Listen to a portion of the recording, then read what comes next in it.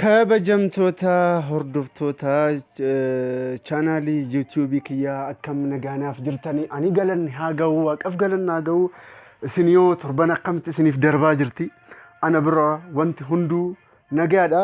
Egaa kabajamtoota keenyaa har'a wanta haaraan isiniif dhufe wanti haaraan kun maaldha kara naannoo Dubaay kanatti jechuudha. Mootummaan keenya Abiy Ahmed jechuudha.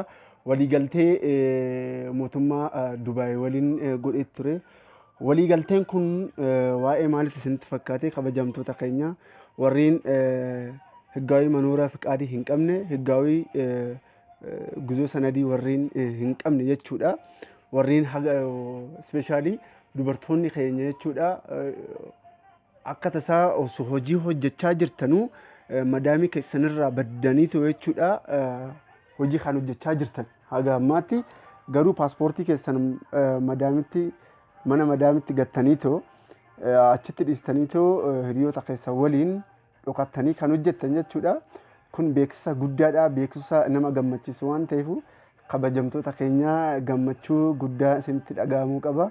Egaa kabajamtoota keenya warreen amma higgaawii manooraa fiqaadii hin qaban yookaan immoo higgaawii guzoo sanadii warreen haga ammaatti hin qabaanne mootummaan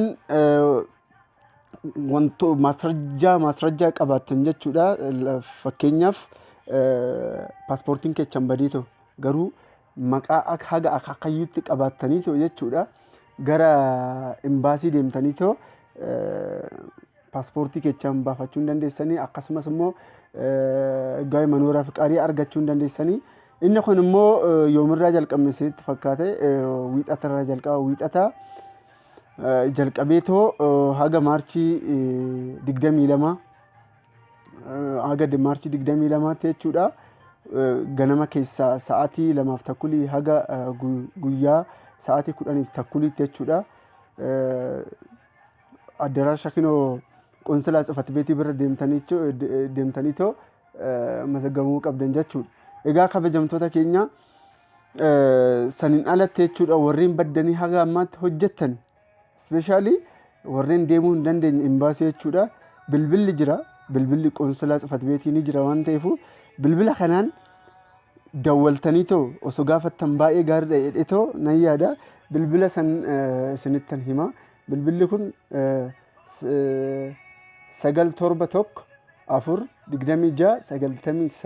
971 inni biraa immoo 97 155 65 68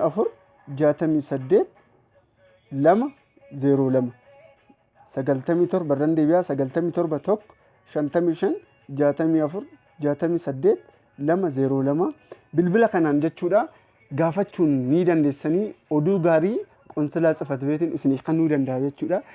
Inni biraa immoo informationii kun isin fayyaduu danda'ama.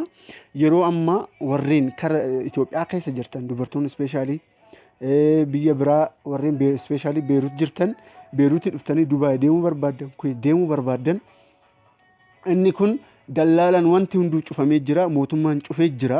Egaa kabajamtoota keenya amma haggawaxxiidhaan deemtan jechuudha. Mootummaadhaan waan jalqabeef kiraayiteriyaa yookaan immoo wantoota adda addaa isin barbaachisa. Fakkeenyaaf mootummaadhaan deemuudhaaf timirti maasrajaa isin barbaachisa. Kan kutaa 8 ministirii kutaa 8 isin barbaachisa. Inni biraa immoo waraqaa eenyummaallee isin barbaachisa. Waraqaa eenyummaa abbaa keetii kan haadha keetii tajaajii kan jedhamu isa ni barbaachisa. Qirma guzoo COC yookaan immoo silxanaa leenjii amuu qabdanii. Inni biraa paaspoortii gurdi footoo ijaa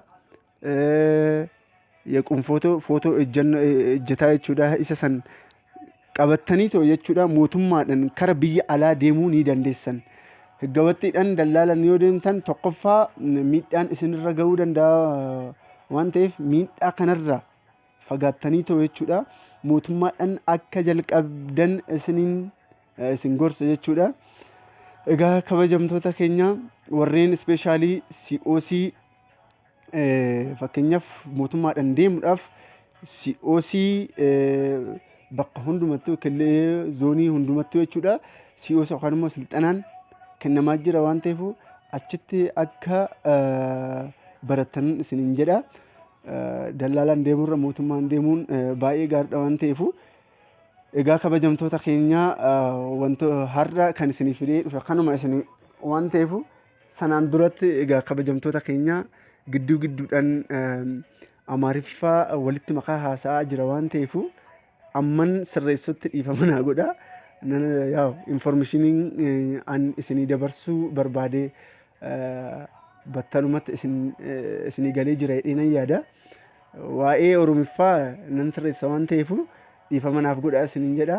Inni biraa haga ammaatti warreen maatiinaaf hin taane kabajamtoota keenya chaanaalii kiyya irratti Diidaa Tiyuub jedhama. Sabskraayibii, sheerii, laayikii gochuudhaan maatii akka naa taatanii akka na deeggartanii akka wal guddisnu akka wal deeggarru isiniin jedha. Informationiin har'aa asumarratti xumureetan jira. Torban gaarii isiniif haa ta'u, guyyaa gaarii isiniif haa ta'u, halkan gaarii isiniif haa ta'u. Horaa bulaa isiniin jedha. Nagaan jedha.